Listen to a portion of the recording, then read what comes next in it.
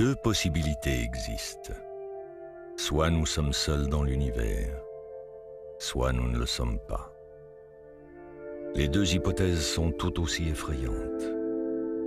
Qui ne connaît pas cette fameuse citation de l'écrivain Arthur C. Clarke? L'angoisse ressentie face au mystère de l'espace, face à l'immensité de l'univers, se conjugue, nous le savons bien, aux rêves les plus impétueux qui agitent notre humanité, depuis que les premiers hommes ont levé les yeux vers les étoiles.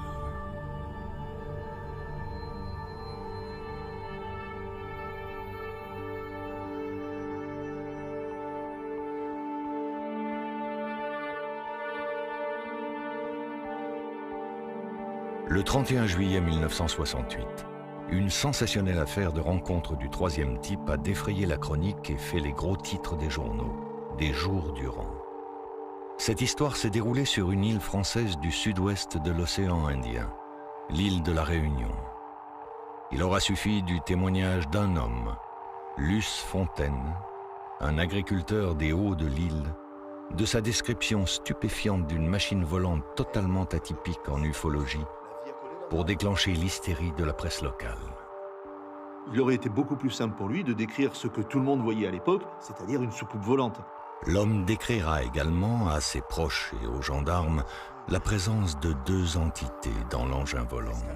Deux pilotes en casque et combinaison, tellement insolites à ses yeux qu'il les comparera à des bonhommes Michelin. Divers indices viendront consolider son récit, sans jamais toutefois éclaircir définitivement le mystère de toute cette affaire. Mais non, ça l'est bien vrai. Lui, il a bien vu ça, lui l'a bien vu. Et ça l'a bien parti longtemps, le monde ne parlait que de ça. L'impact de la découverte, de la confirmation de formes de vie extraterrestres, mais avancées à travers carrément l'existence d'extraterrestres ou de vaisseaux spatiaux, serait absolument gigantesque. Tellement gigantesque que ce serait même probablement l'événement le plus important de toute l'histoire de l'humanité. Nous allons mener l'enquête sur la première et la plus célèbre rencontre du troisième type jamais intervenue dans ce coin du monde. Une affaire d'OVNI qui compte parmi les cas les plus fascinants de l'histoire de l'ufologie.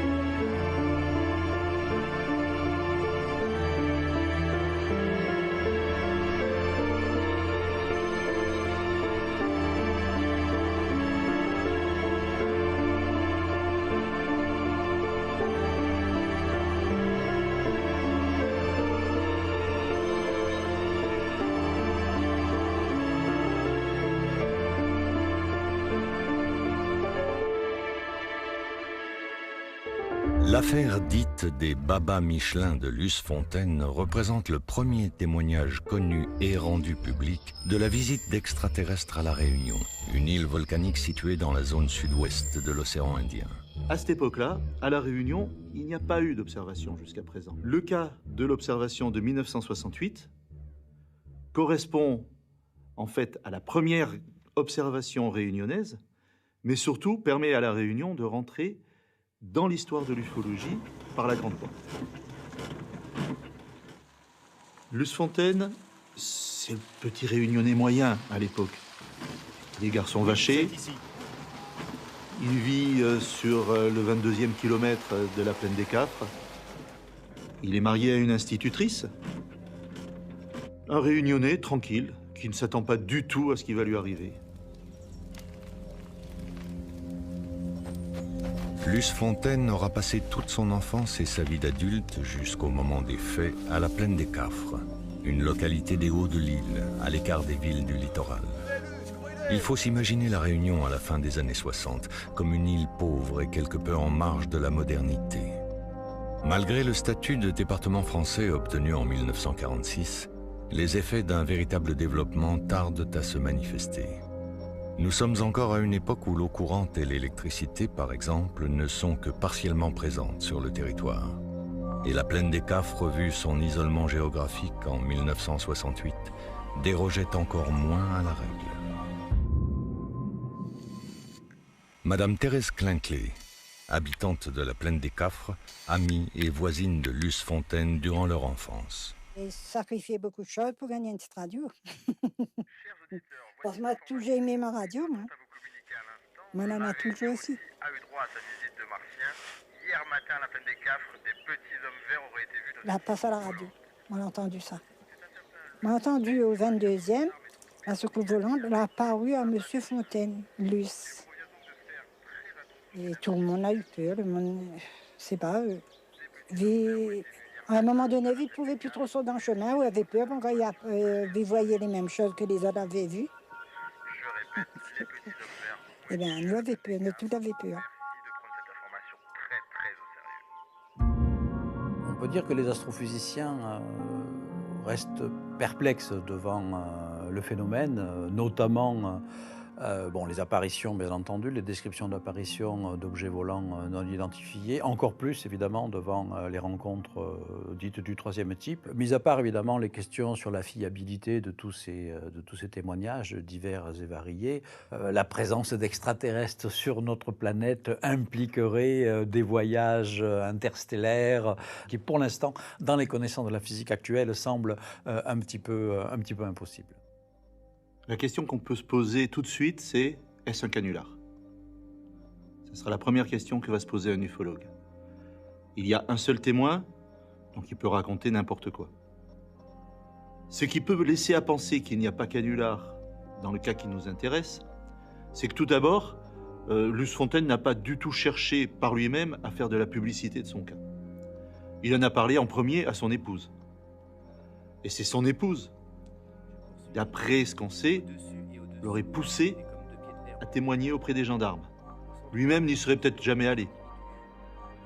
Ensuite, il a été relativement, pour le reste de sa vie, d'après ce qu'on sait aussi, gêné de cette observation. Il n'a jamais voulu en faire de la publicité, il n'a jamais voulu s'en servir pour lui-même. Cela, ça laisse à penser qu'effectivement, dans le cas qui nous intéresse, le canular semble peu probable.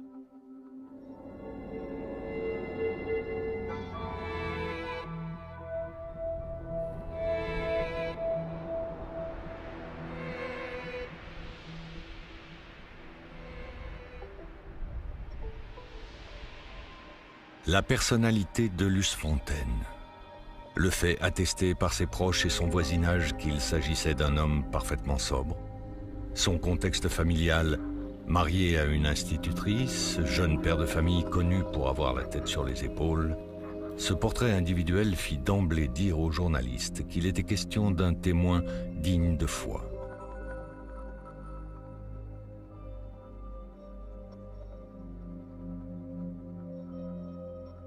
De là à dire que M. Fontaine n'a pas à sa tête, non. Je pense que c'est quelqu'un, il est agriculteur, il est connu dans le milieu du tampon de la plaine des Cafres, donc sa femme qui est institutrice.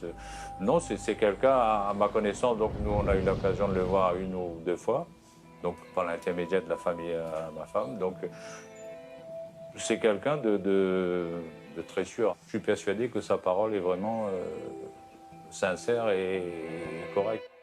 En règle générale, quand un témoin observe un ovni, qu'il soit proche ou lointain, c'est assez compliqué d'en parler à la famille parce que généralement le témoin a peur d'être pris pour un fou, parce que c'est quand même compliqué, déjà que c'est compliqué de dire « j'ai observé un ovni ».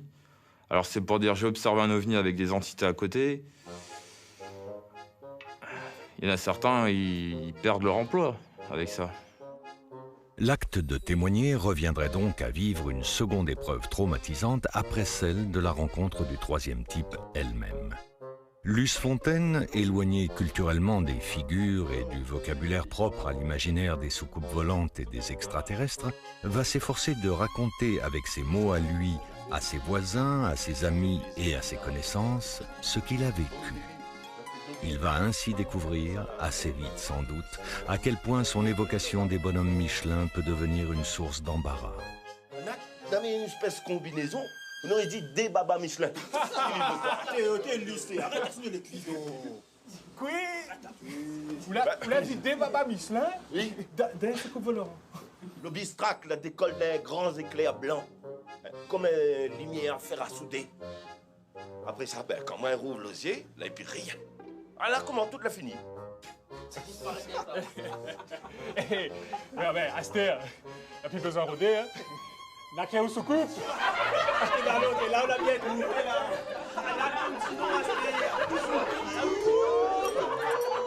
Monsieur Lycée, on n'a pas venu ici tous les jours, mais là, à où venir?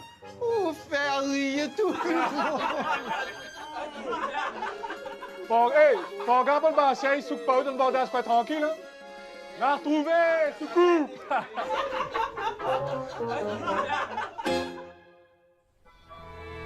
Luce Fontaine était-il un rêveur? Tout homme a ses rêves propres, certes. Mais était-il l'un de ces hommes aimant à méditer en contemplant les étoiles et à s'imaginer l'existence d'une vie ailleurs dans l'univers? Le portrait que l'on nous donne de ce modeste agriculteur nous pousserait plutôt à nous imaginer celui d'un homme ayant les pieds ancrés sur terre et bien peu d'aspiration pour les rêveries cosmiques. Aussi, à supposer que le jour de sa rencontre du troisième type aurait dû être pour lui un jour comme les autres, un jour banal et ordinaire.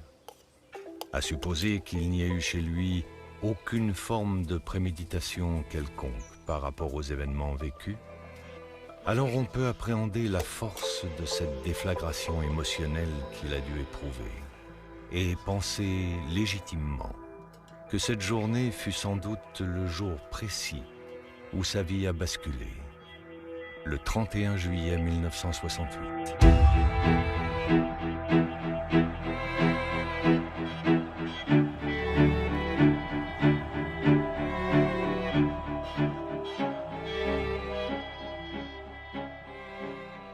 En ufologie, il existe de nombreuses classifications, mais la plus intéressante est celle de J. Allen Hynek, qui a été faite donc dans les années 70. C'est une classification qui va du niveau 1 au niveau 3. Donc il y a la rencontre rapprochée du premier type, qui est donc observation d'un objet à moins de 150 mètres du témoin et dans le ciel. Et il y a la rencontre rapprochée du deuxième type, RR2, c'est l'atterrissage au sol d'un objet, avec oui ou non des traces sur le sol. Et il y a ensuite la rencontre rapprochée du troisième type, c'est-à-dire observation d'un objet au sol avec la présence d'une ou de plusieurs entités. Le cas réunionnais, lui, se classera plutôt dans la catégorie des rencontres rapprochées de type 3. Ce matin-là, donc, Luce Fontaine est parti pour ramasser de l'herbe pour ses lapins, comme il le fait très régulièrement. Donc il habite au 22e kilomètre. Là, il s'est écarté de la route. Il est entré dans une clairière, il est penché, plié en deux, pour couper l'herbe, ramasser l'herbe. Il n'a pas entendu, visiblement, quoi que ce soit arriver. À un moment, il se rend compte simplement qu'il y a une forte luminosité au niveau de cette clairière. Et il découvre devant lui, à peu près à 25 mètres de lui, un objet. L'ensemble est extrêmement lumineux. Il décrira cela comme un arc de soudure. Un objet ovoïde de couleur bleu foncé sur les côtés avec une sorte de vitre en son centre et des protubérances vers le haut. En fait, ça va très très vite. Le temps de l'observation, c'est entre 12 et 15 secondes, pas plus. Mais il a quand même la possibilité, pendant ce court laps de temps, de mémoriser tout un ensemble d'éléments.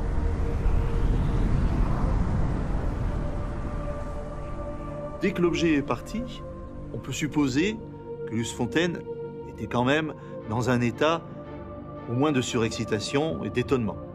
Il est rentré chez lui et il a parlé de son observation à son épouse.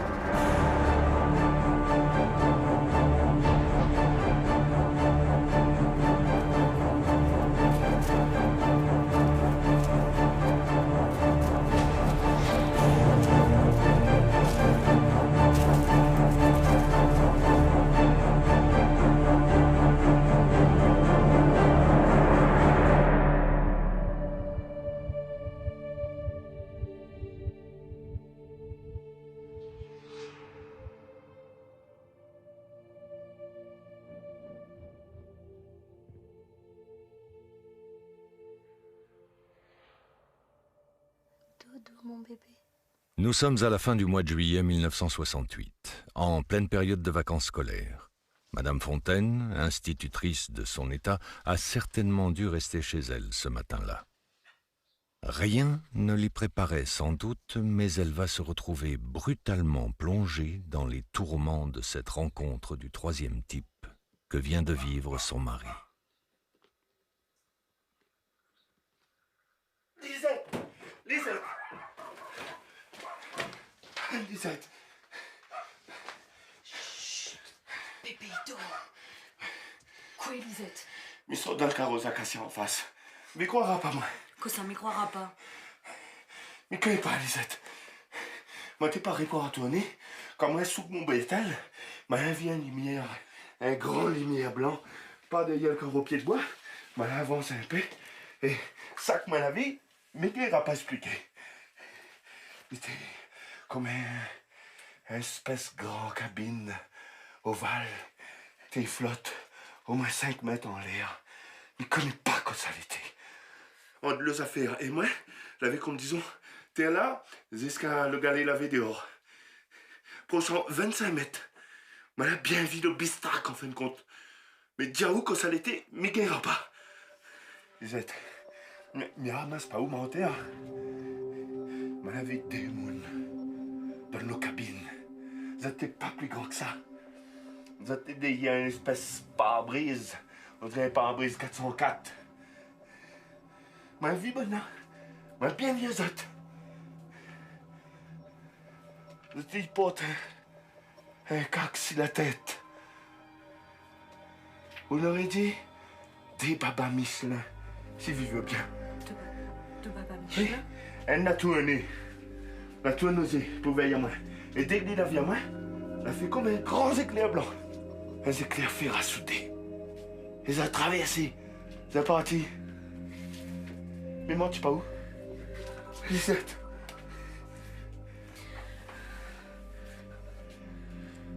Seigneur Jésus-Marie-Joseph Luce, vous l'êtes en train de perdre la tête, là? Astéervie fait peur à moins vraiment, on comprend? Ma vieille autre, était bien vrai. Lisette, il faut y croire, moi. Votre nez, Luce?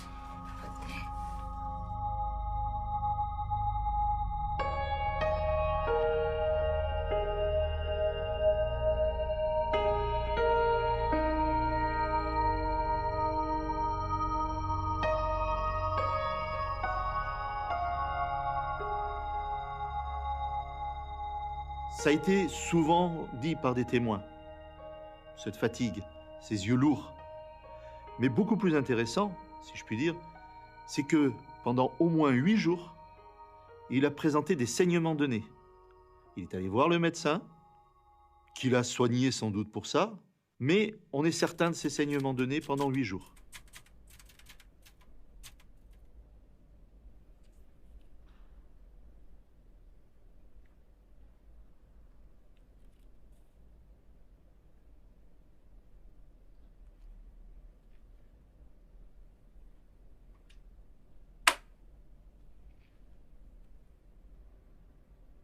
Ce que vous nous racontez là, Monsieur Fontaine, pourrait très bien vous faire passer pour ce que vous n'êtes pas. Vous en avez bien conscience. Oui. Donc, tout ça se serait déroulé hier matin, dans le bois face à votre maison, à quelques centaines de mètres de la route nationale qui monte vers la plaine des Cafres. C'est bien ça? Oui. J'habite au 22e kilomètre. Et juste à côté, il y a une petite ravine avec un bord d'acacia. Et c'est là que tout laisse passer. Vous voulez relire la déposition, chef? Ouais. Merci, brigadier. Alors, vous nous dites, Monsieur Fontaine, et ce sont là vos propos, traduits du créole, courbé vers le sol, je ramassais ce matin-là de l'herbe pour mes lapins, quand j'ai brusquement aperçu dans la clairière une sorte de cabine ovale, à 25 mètres de moi, comme suspendue à 4 ou 5 mètres du sol. Ses extrémités étaient bleu foncé, le centre était plus clair, plus transparent, un peu comme le pare-brise d'une 404. C'est pas facile d'être témoin. ce genre d'observation. Le témoin, qu'est-ce qui fait qu'il va aller en parler ou pas? Il va aller en parler s'il a confiance dans les personnes en qui il va retranscrire son témoignage. C'est pour ça que, on peut en parler, par exemple, aux gendarmes. Souvent, le témoin a besoin de parler, parce que lui ne comprend pas ce qu'il a vu. Et il aimerait comprendre ce qu'il a vu. Il était debout, petit, 90 cm environ, enveloppé des pieds à la tête dans une sorte de combinaison comme les bonhommes Michelin. Ce sont bien là vos propos, monsieur Fontaine? Oui. J'espère que ce ne sont pas des sornettes que vous nous racontez là, monsieur Fontaine. Je vous rappelle que suite à votre déposition, nous allons procéder à une enquête sur les lieux et que ces faits nécessitent de surcroît un traitement très spécial. Et ce n'est pas quelque chose d'ordinaire.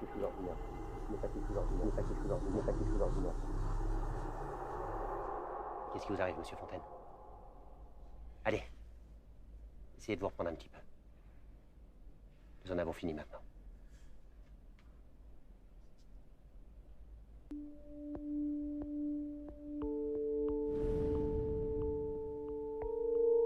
Après cette déposition à la gendarmerie, les journalistes se trouvent naturellement informés. Ceux du journal de l'île de la Réunion, notamment, se déplacent dans la première quinzaine du mois d'août 1968 pour interroger le témoin. Ces informations vont être ensuite relayées jusqu'en France métropolitaine, où plusieurs journaux vont relater à leur tour l'affaire de Luce Fontaine. Vous êtes d'autoné.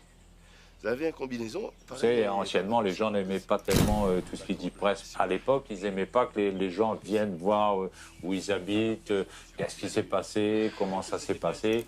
Et bon, c'était des gens assez réservés, quoi. Si vous avez vu des Martiens? Monsieur Luce Fontaine est donc le cousin à la mère, à ma femme. Quand on a su, nous, cette affaire, quand il avait appelé la famille à l'époque, donc on s'est rendu en voiture à la Plaine des Caves, c'était plus précisément, je me souviens, au 22e kilomètre. Il y avait des champs d'acacia à l'époque, qui ne s'y trouvent plus à l'heure actuelle.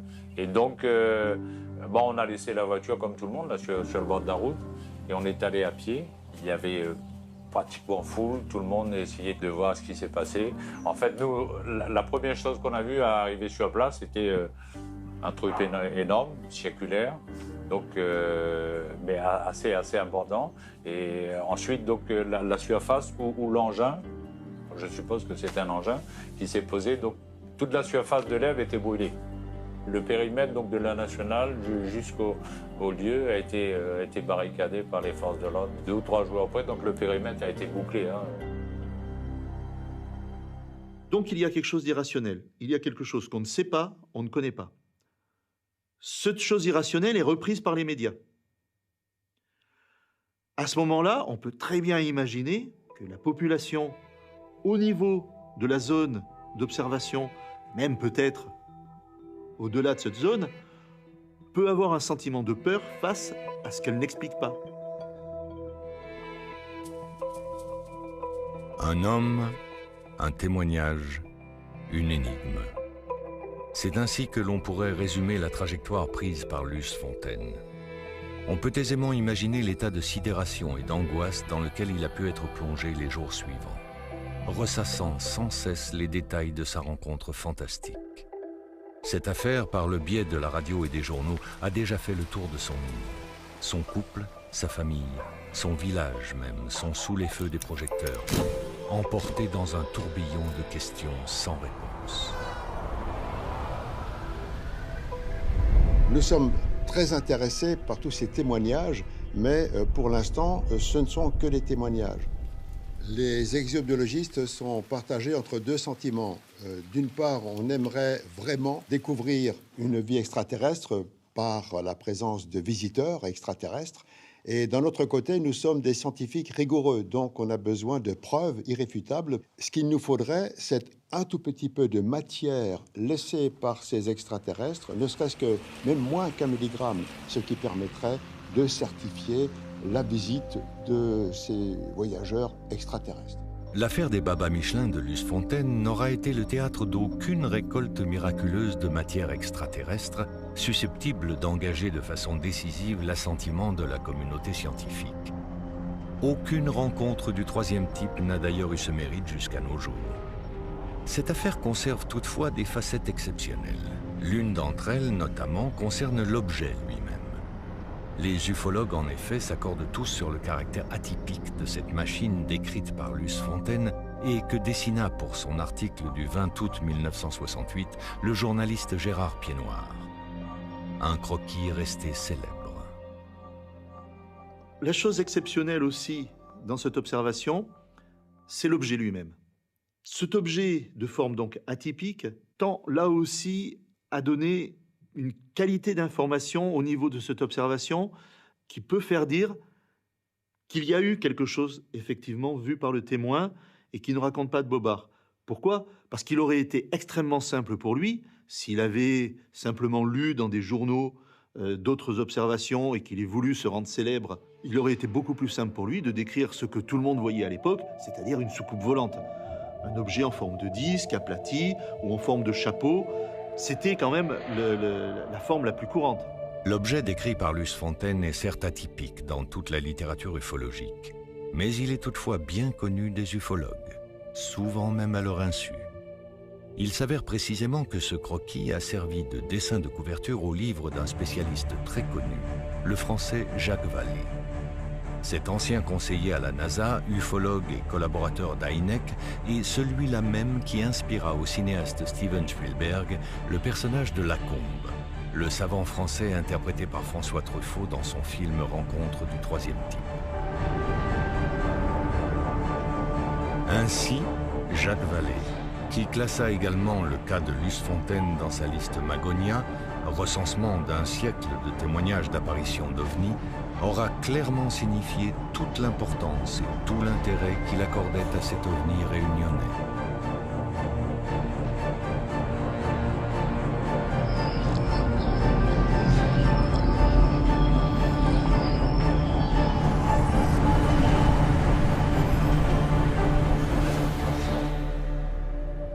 Pourtant, force est de reconnaître que la question pourrait légitimement se poser.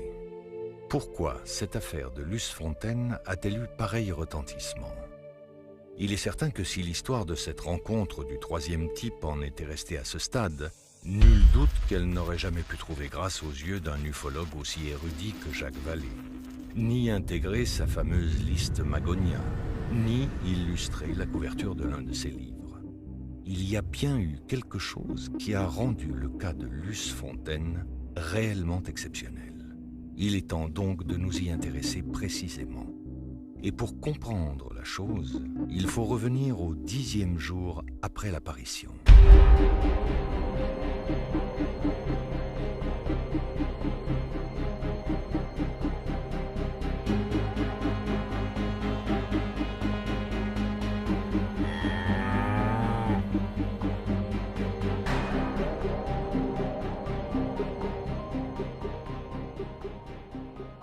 Les journalistes sont venus une deuxième fois plusieurs jours plus tard, 10 jours plus tard exactement. Pourquoi ? Tout simplement, c'est que après l'observation, le commandant de la protection civile de la Réunion de l'époque, M. Legros, s'est intéressé à l'affaire. Et il a eu l'idée, mais 10 jours seulement après l'observation, de prendre un compteur Geiger qui se trouvait à l'aéroport de Gillot et de venir mesurer si par hasard il n'y avait pas de la radioactivité au niveau du lieu et de Luce Fontaine. Dans le livret d'enquête des gendarmes, le fait d'aller sur les lieux de détecter de la radioactivité fait partie de la procédure d'enquête pour une apparition ou un atterrissage d'OVNI.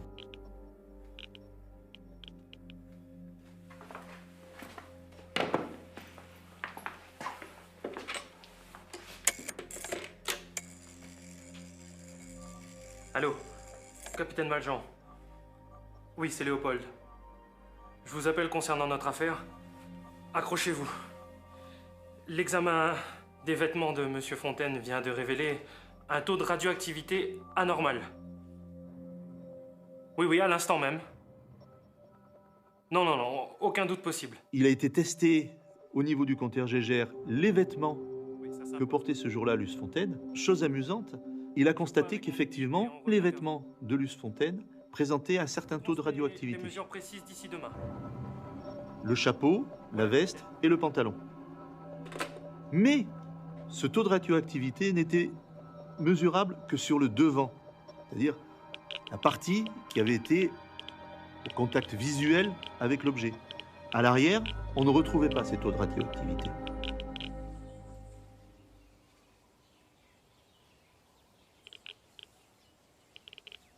Capitaine Maljean. Oui.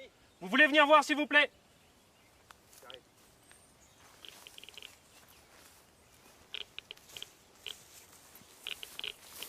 On a près de 60 millièmes par ici. J'ai constaté d'autres points plus hauts. On peut dire que c'est confirmé, capitaine. Radioactivité constatée sur le site. Effectivement, des mesures de radioactivité étonnantes, bien que relativement faibles, mais ne correspondant pas à la réalité du lieu, ont été faites. Tout d'abord, au niveau du lieu, sur des touffes d'herbe ou des cailloux. Et chose amusante, il a été remarqué que l'ensemble des taux de radioactivité mesurés formaient un carré quasi parfait au niveau du sol. Chose aussi intéressante, il faut savoir qu'au niveau de la radioactivité du sol, la mesure a été faite 10 jours après l'observation et qu'entre-temps, il avait relativement bien plu. Il a donc été estimé plus ou moins les possibilités de taux de radioactivité au moment de l'observation, juste après l'observation, qui aurait pu être quand même 4 à 8 fois supérieur à ce qui a été mesuré, et qui représentait là des taux qui commençaient à devenir dangereux. La radioactivité, on en parle d'autant plus qu'il y a eu les bombes atomiques, Hiroshima, et donc tout ça, ça a impacté fortement l'imaginaire, et on a tendance à associer beaucoup de phénomènes bizarres et étrangers à des phénomènes radioactifs, alors que la radioactivité, c'est un truc complètement en fait naturel. C'est diabolisé, parce que justement, on a ces images, et donc on a tendance à associer en débarquement d'objets extraterrestres, toutes des choses anormales à la radioactivité. C'est difficile de porter un jugement sur l'authenticité ou sur la véracité de cette soi-disant preuve de la visite. Quelle que soit l'estime accordée à ces mesures de radioactivité, il demeure troublant néanmoins que ces taux anormaux aient pu être découverts en même temps sur les lieux de la supposée rencontre du troisième type et sur la face avant des vêtements que portait précisément ce jour-là Luce Fontaine. Le capitaine Léopold Legros, formé au maniement du compteur Gégère et qui conduisit l'équipe de détection, affirmera d'ailleurs sans détour aux journalistes: il s'agit là d'observations concrètes sur lesquelles aucun doute ne peut être émis.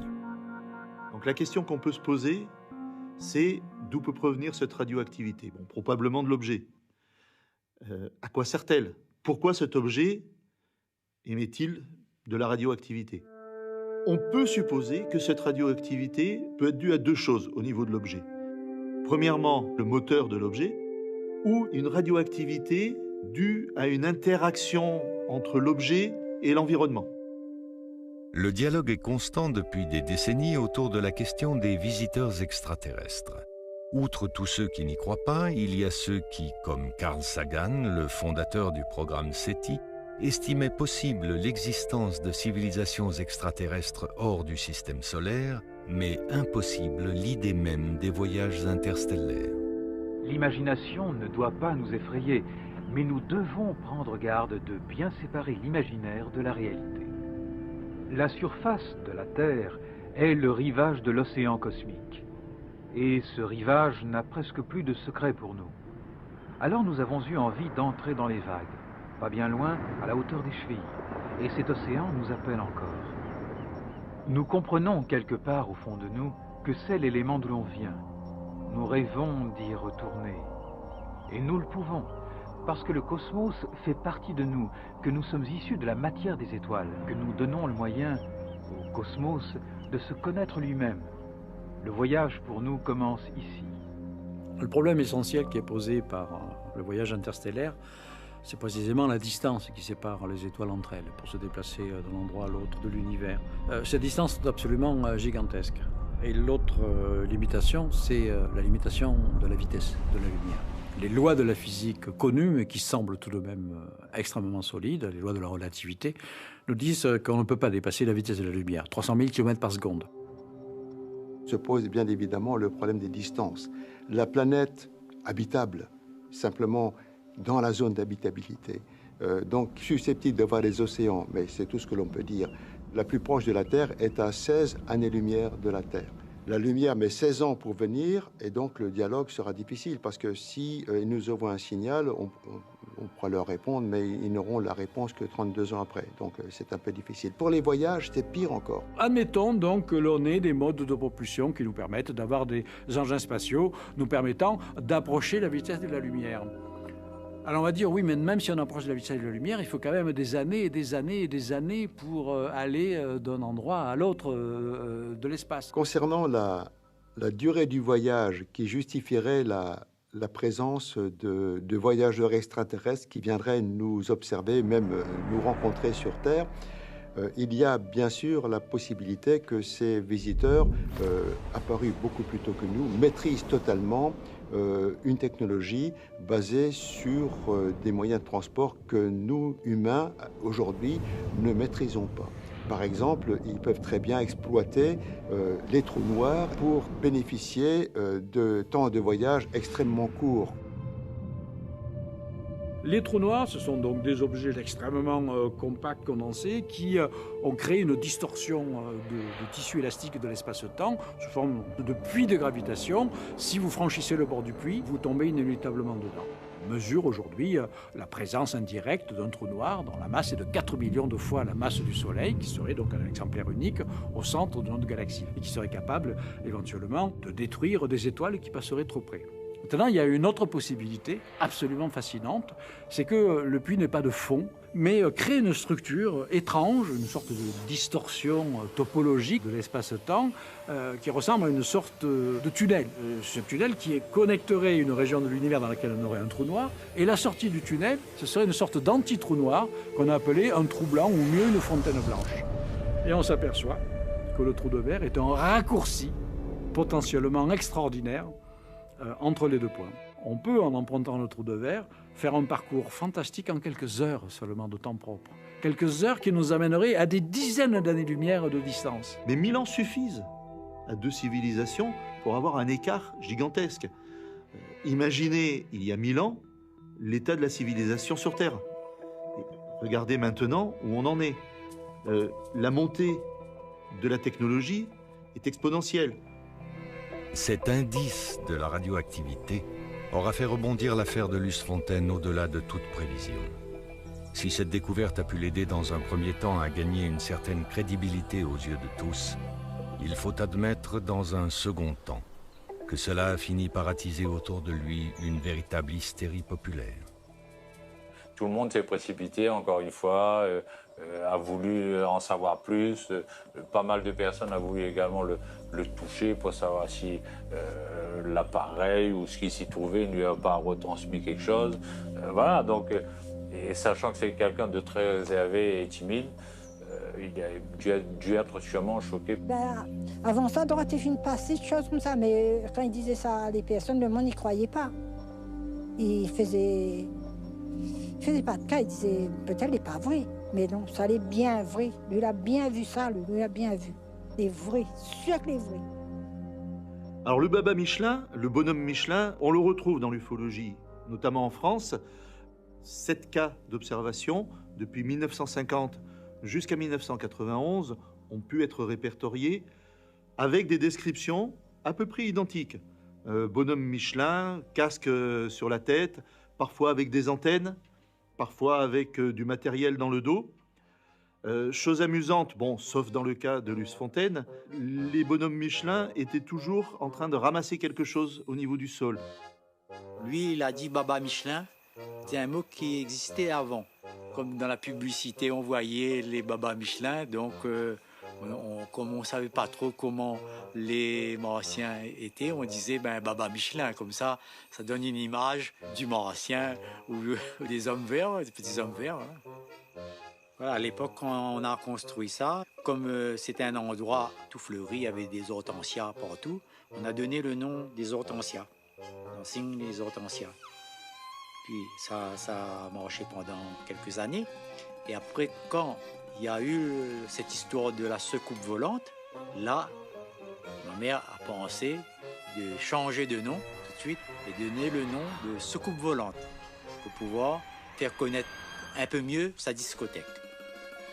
Et ben, quelquefois, on peut retrouver quelques petits martiens, des hommes verts à l'intérieur, mais il faudrait venir voir.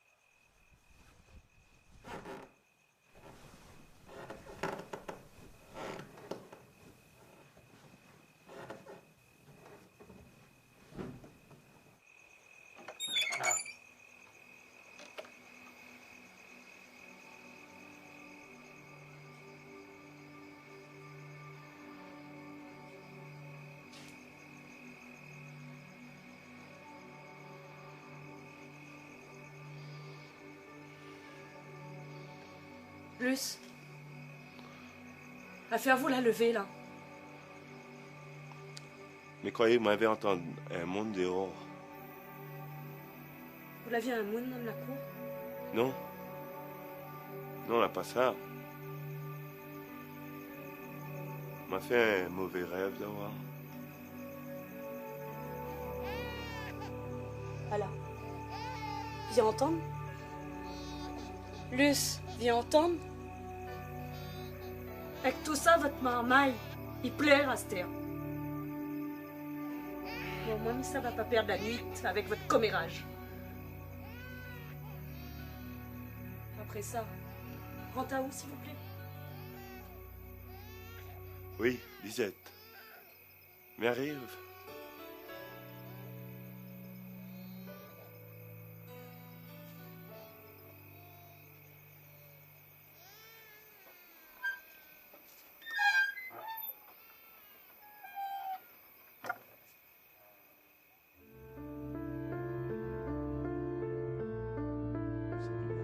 Il est probable que Luce Fontaine ait pu, dans la seconde moitié de sa vie, être hanté par la vision de ces entités qu'il prétendait avoir rencontrées en juillet 1968 et qu'il surnommait Baba Michelin. L'homme, on le sait, devenu tour à tour vendeur d'essence de géranium et taximan, devait garder les traces de ce traumatisme. Car il continua longtemps, au dire de ses amis de la plaine des Cafres, à raconter cette même histoire. Cette étrange affaire d'OVNI sans jamais varier dans ses détails. A-t-il vécu avec l'angoisse de recroiser un jour la route de ses visiteurs? C'est possible. D'autant qu'un cas relativement similaire pourrait être intervenu quelques années plus tard, en 1975, dans le sud de la Réunion, avec pour témoin cette fois un certain Antoine Séverin. Mais dès lors, dans ses spéculations, la question deviendrait cruciale. Pourquoi donc ces entités, ces Baba Michelin, seraient-ils revenus dans ce coin du monde, dans cette île de l'océan Indien? Quel intérêt pour eux? La Réunion a une place à part dans l'ufologie. On peut recenser plus de 50 observations, réparties donc entre 1968 et de nos jours. Qu'est-ce qui, éventuellement, pourrait attirer l'attention de visiteurs venus d'ailleurs? Il y a quand même quelque chose d'intéressant à La Réunion. Tout le monde sait que La Réunion est une île volcanique. Est-ce que, par hasard, ce volcanisme de l'île de La Réunion pourrait attirer des visiteurs? Mais pourquoi ce volcanisme particulier plutôt qu'un autre? Il faut quand même savoir que ce volcan a une particularité. Le volcan de l'île de La Réunion est ce qu'on appelle un point chaud.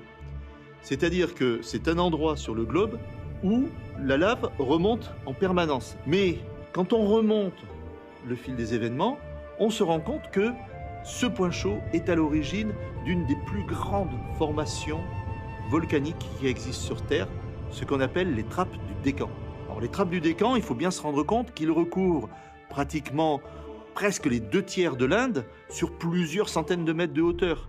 Imaginez ce masse de lave énorme qui a dû sortir à ce moment-là. Et ces trappes du Décan ont été créées il y a 65 millions d'années. Qu'est-ce que ça rappelle? Ça rappelle qu'il y a eu un autre événement qui s'est passé il y a 65 millions d'années. C'est l'arrivée catastrophique d'un énorme météore qui a frappé la Terre. Au niveau, maintenant, on le sait, de la péninsule du Yucatan en Amérique. Ce météore, par contre-coup, a créé ce point chaud de l'autre côté de la planète. Et les deux ensemble ont contribué à la fin des dinosaures. Donc c'est quand même un volcan extrêmement intéressant qui mérite d'être étudié. La Réunion a une place à part dans l'ufologie. Peut-être est-ce dû à ça. Enrico Fermi fut un grand physicien italien de la première moitié du XXe siècle. Lauréat du prix Nobel en 1938, il fut impliqué dans le projet Manhattan, destiné à fabriquer la première bombe atomique, et s'installa aux États-Unis avec sa femme. Toutefois, comme beaucoup de scientifiques de son temps, il en vint lui aussi à s'intéresser à la question fascinante de la vie dans l'univers. C'est ainsi, au cours de l'été 1950, pendant une banale conversation entre collègues, à la cafétéria du Laboratoire national de Los Alamos, qu'il énonça les termes du célèbre paradoxe qui porte aujourd'hui son nom et qui servira d'argument aux détracteurs de la thèse des civilisations extraterrestres. Ce paradoxe de Fermi est simple. Si nous partageons l'univers avec des civilisations extraterrestres, certaines d'entre elles, vu l'immensité du temps cosmique, devraient être bien plus anciennes que la nôtre. Dès lors, comment se fait-il que leurs représentants ne se soient pas encore manifestés auprès de nous? Notre Soleil étant plus jeune que beaucoup d'étoiles situées dans la galaxie, des civilisations plus avancées auraient dû apparaître et laisser des traces repérables depuis la Terre, ne serait-ce que des ondes radio. Or, ce n'est pas le cas. Pourquoi ce silence? Je considère comme vraisemblable l'émergence de vie bactérienne, de vie microscopique, qui serait déjà pour nous une découverte fantastique. Maintenant, est-ce que cet acte primitif, la formation de microbes, de vie microbienne, doit nécessairement évoluer vers des systèmes intelligents? Ça, je pense que c'est beaucoup moins évident. L'une des hypothèses avancées pour répondre au paradoxe de Fermi est celle dite du zoo humain. Selon cette hypothèse, les extraterrestres nous regarderaient de loin sans jamais faire en sorte d'entrer volontairement en contact avec nous. Ils nous observeraient comme les animaux d'un zoo, les poissons d'un aquarium ou les insectes d'une fourmilière, sans nous dévoiler leur présence. Évidemment, quand on regarde l'agressivité qui est permanente à la surface de la Terre entre les humains, on pourrait comprendre un tel comportement. Au terme de cette investigation, il ressort au moins 3 réponses possibles à l'énigme de Luce Fontaine. Première réponse, celle de la mise en accusation du témoin. Luce Fontaine nous a menti, tout ce qu'il a pu décrire relève d'un canular né de son imagination. Deuxième réponse, celle de l'observation réelle mais rationnelle. Luce Fontaine n'a pas menti, mais ce qu'il a vu n'était pas un ovni. Il s'agissait plutôt d'une machine volante et de pilotes d'origine humaine. Troisième réponse, celle de l'adhésion à la thèse de la rencontre du troisième type. Luce Fontaine a bel et bien vu ce jour-là un engin volant et des pilotes d'origine non humaine, pour ne pas dire extraterrestre. Il reste néanmoins que tout cheminement vers une résolution rationnelle de cette affaire nécessiterait de désamorcer quelques écueils majeurs. Comment expliquer l'empreinte de cette radioactivité anormale sur les lieux et sur les vêtements du témoin? Comment expliquer les symptômes physiologiques de ce dernier? Et quel type d'appareil, d'origine humaine, peut à ce point, par son décollage vertical, sa vitesse effarante et son intense luminosité, induire pareil état de confusion chez un observateur? Rien n'empêche de relever un tel défi. Mais il y a fort à parier que l'explication trouvée pourrait s'avérer au final tout aussi incroyable que la thèse même de l'OVNI qu'il s'agissait de combattre.